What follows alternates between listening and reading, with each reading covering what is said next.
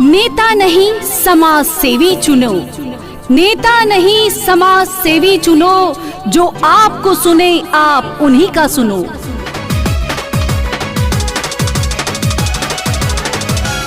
नेक इरादा, पक्का इरादा, सोच ईमानदार, काम जमदार, अब की बार युवा उम्मीदवार, यही संदेश लेकर चल पड़े हैं नगर पंचायत पातेपुर से उप मुख्य पार्षद पद के वैसे जाबाज नेक कर्मठ सुयोग समाज सेवी लोकप्रिय उम्मीदवार रवि रंजन, जिनका चुनाव निशान है घारा छाप, जो ईवीएम इलेक्ट्रॉनिक मशीन के क्रम संख्या 3 पर अंकित है।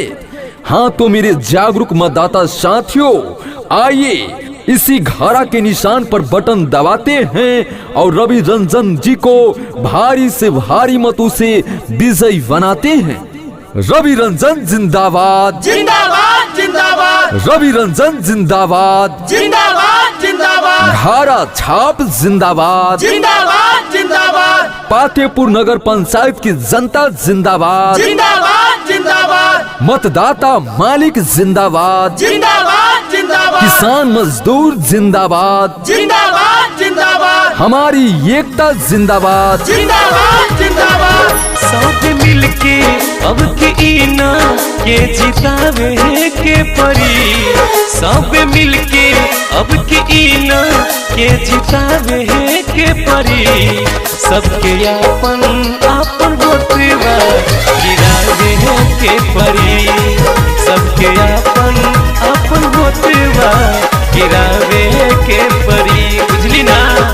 छात्र नौजवानों का चुनाव निशान घारा छाप, माता बहनों का चुनाव निशान घारा छाप, चाचा चाची का चुनाव निशान, घारा छाप, दादा दादी का चुनाव निशान, घारा छाप, भैया भाभी का चुनाव निशान, घारा छाप, हम सबों का चुनाव निशान, घारा छाप। बदलाव जरूरी है, बदलाव बहुत जरूरी है, बदलाव जरूरी है, बदलाव बहुत जरूरी है। जब चेहरे पे मुस्कान हो लानी, लिखनी हो एक नई कहानी, जिंदगी हो बेहतर बनानी, अपने हक की बात बतानी।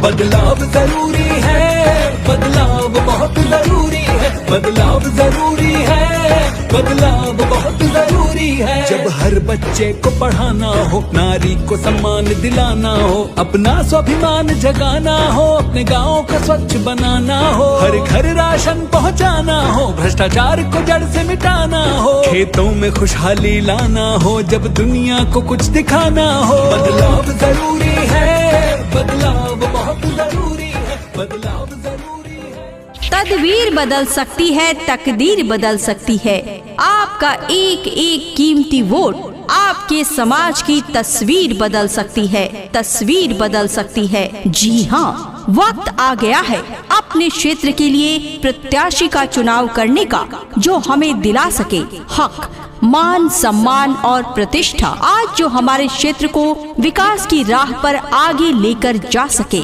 और इसके लिए आपको चुनना होगा उसे जो आपके बीच रहे, जो कर्मठ, सुयोग्य, शिक्षित, विकास के लिए संघर्षशील एवं लोकप्रिय उम्मीदवार हो, और वो है रवि रंजन, जिनका चुनाव निशान है घारा छाप, जो ईवीएम इलेक्ट्रॉनिक मशीन के क्रम संख्या 3 पर अंकित है।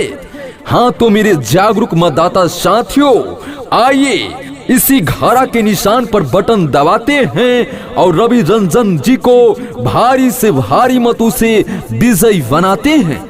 रवि रंजन जिंदाबाद, जिंदाबाद जिंदाबाद, रवि रंजन जिंदाबाद, जिंदाबाद जिंदाबाद, घारा छाप जिंदाबाद, जिंदाबाद जिंदाबाद, पातेपुर नगर पंचायत की जनता जिंदाबाद, जिंदाबाद जिंदाबाद, मतदाता मालिक जिंदाबाद, जिंदाबाद जिंदाबाद, किसान मजदूर जिंदाबाद, जिंदाबाद जिंदाबाद, हमारी एकता जिंदाबाद, जिंदाबाद जिंदाबाद। घारा छापैन को पर बाटे निशानावा हो, मांगे लो नसीस भैया छुई के चरनावा हो। कि जानी भुलई हजारा चाहो, सबके बताई हजारा चाहो।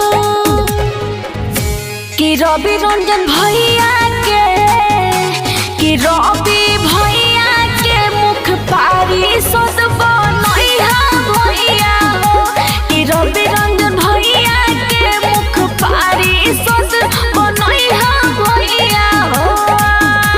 छात्र नौजवानों का चुनाव निशान घाड़ा छाप, माता बहनों का चुनाव निशान घाड़ा छाप, चाचा चाची का चुनाव निशान घाड़ा छाप, दादा दादी का चुनाव निशान घाड़ा छाप। गोली गोली नाला बानी रही शोभे सुख में, सबके भलाई करी है न रही के हो दुख में। ए चाची सुना हो, हाँ गोली गोली नाला बानी रही शोभे सुख में, सबके भलाई करी है न रही के हो दुख में। कि बात न भूलई हो भाभी हो, कि सबके बताई हो भैया हो। कि रवि रंजन भैया के, कि रवि भैया के विजयी बनैहा भैया हो। कि रवि रंजन भैया के अब की जितैहा भैया हो। रवि रंजन जिंदाबाद जिंदाबाद जिंदाबाद रवि रंजन जिंदाबाद जिंदाबाद जिंदाबाद घाड़ा छाप जिंदाबाद जिंदाबाद जिंदाबाद पातेपुर नगर पंचायत की जनता जिंदाबाद जिंदाबाद जिंदाबाद मतदाता मालिक जिंदाबाद जिंदाबाद जिंदाबाद।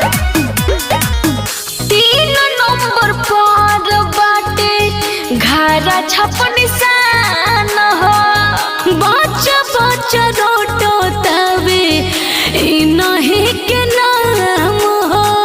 अरे सुना है चाचा, 3 नंबर पर बाटे घाड़ा छाप निशान हो, बच्चा बच्चा रोटो ताटे ई नहीं के नाम हो। कि सबके बताई हो भैया हो, कि इनके जितई हो भैया हो। कि रवि रंजन भैया के, कि रवि भैया के मुख पारी सद बनैहा भैया हो। कि रवि भैया के अब की जितैहा भैया हो। भुला के नहीं भैया, आपके घरे छापर बटन दबावे के बा।